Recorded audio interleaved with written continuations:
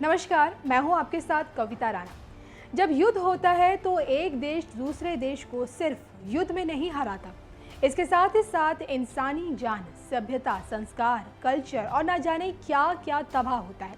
आप सोच भी नहीं सकते कि ठीक उसी तरह जब दूसरा विश्व युद्ध हुआ तो उसमें भी बहुत कुछ बर्बाद हुआ और हासिल कुछ भी नहीं हुआ।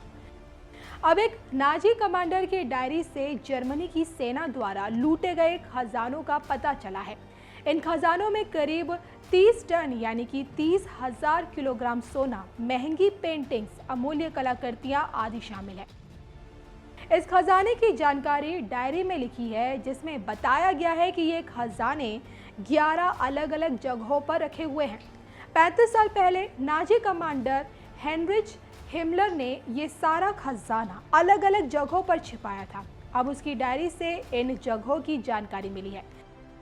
इस बारे में पोलैंड की news website the first news ने खबर भी प्रकाशित की थी। इस डायरी में 11 जगहों पर खजाना रखे होने की बात कही गई है और इसमें से एक लोकेशन है पोलैंड का राजटोका पैलेस।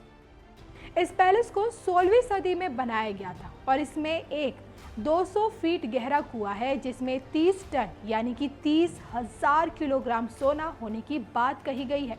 बताया जाता है कि ये सोना पोलैंड के एक कस्बे ब्रेस्लाव से लाया गया था और इतने सोने की अगर आज के दौर में कीमत देखें तो ये करीब 14 लाख करोड़ के आसपास होगी। द्वितीय विश्व युद्ध के कई दशक बाद तक इस डायरी का जिक्र नहीं किया गया। इसे सीक्रेट बनाकर रखा गया। इसे जर्मनी के क्वेडलिनबर्ग कस्बे में छिपाया गया था और इसे एक मैसोनिक लॉज के प्रबंधन को संभाल कर रखने को कहा गया था।